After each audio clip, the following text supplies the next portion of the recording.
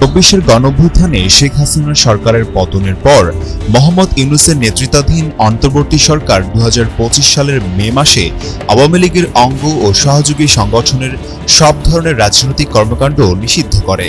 স্থগিত করা হয় দলটির নিবন্ধনও। ফলে ত্রয়োদশ জাতীয় সংসদ নির্বাচনে অংশ নিতে পারেনি দলটি। বর্তমান রাজনৈতিক বাস্তবতায় আওয়ামী লীগ এখন মূলত বাংলাদেশ জাতীয়তাবাদী দল বিএনপির অবস্থানের দিকেই তাকিয়ে আছে। দলটির বিভিন্ন পর্যায়ের নেতাদের সঙ্গে কথা বলে জানা গেছে, আপাতত সহিংসতা এড়িয়ে গুছিয়ে রাজনীতি করার কৌশল নিয়েছে আওয়ামী লীগ। সামান্য রাজনৈতিক স্পেস পেলেই কেন্দ্র থেকে তৃণমূল পর্যন্ত সংগঠন পুনর্গঠনের পরিকল্পনা রয়েছে।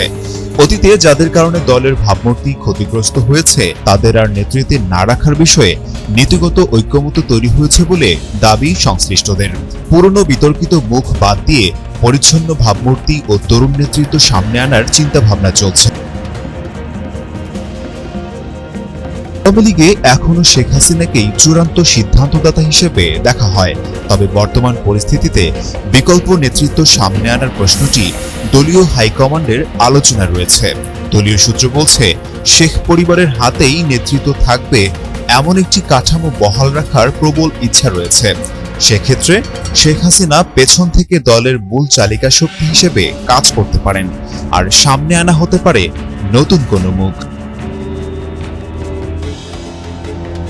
আওয়ামী লীগের শীর্ষ নেতারা প্রকাশ্যে এখনো বলছেন, শেখ হাসিনার বিকল্প নেই। দলের সম্পাদক মণ্ডলীর এক সদস্য নাম প্রকাশ না করার শর্তে যুগান্তরকে বলেন, রাজনৈতিক সরকার ক্ষমতায় আসায় নেতাকর্মীদের মধ্যে স্বস্তি ফিরেছে। রাজনীতির অনুকূল পরিবেশ তৈরি হলে নতুন নেতৃত্ব নিয়ে ভাবা হবে। কেন্দ্র থেকে তৃণমূল পর্যন্ত পরিবর্তন আনার প্রস্তুতি রয়েছে বলে জানান তিনি। দলের সভাপতির বিষয়ে প্রশ্ন করলে তিনি বলেন, আওয়ামী লীগে এখনো শেখ হাসিনার বিকল্প কেউ নেই। পরিস্থিতি বিবেচনায় তিনি সঠিক সময়ে সঠিক সিদ্ধান্ত নেবেন। আওয়ামী লীগের এক সাংগঠনিক সম্পাদক যুগান্তরকে জানান, শেখ হাসিনা ইতোমধ্যে দলীয় কার্যালয় খোলার নির্দেশ দিয়েছেন। অন্তর্বর্তী সরকার বিদায় নেওয়ার পর কিছুটা স্বস্তি ফিরে এসেছে বলেও দাবি করেন তিনি। অনেক নেতাকর্মী আত্মগোপন থেকে বেরিয়ে আসছেন। প্রবাসে থাকা অনেকে দেশে ফেরার প্রস্তুতি নিচ্ছেন। তবে হঠাৎ করে বড় কোনো কর্মসূচি না দিয়ে পরিস্থিতি পর্যবেক্ষণের কৌশল নিয়েছে দলটি। আওয়ামী লীগের একাধিক নেতা মনে করছেন, প্রধানমন্ত্রী ও বিএনপি চেয়ারম্যান তারেক রহমান গণতন্ত্র ও আইনের শাসন প্রতিষ্ঠার চেষ্টা করছেন। তার সাম্প্রতিক বক্তব্য ও পদক্ষেপকে তারা ইতিবাচক হিসেবে দেখছেন। ফলে দলের ওপর আরোপিত নিষেধাজ্ঞা শিগগিরই প্রত্যাহার হতে পারে এমন আশাও করছেন তারা।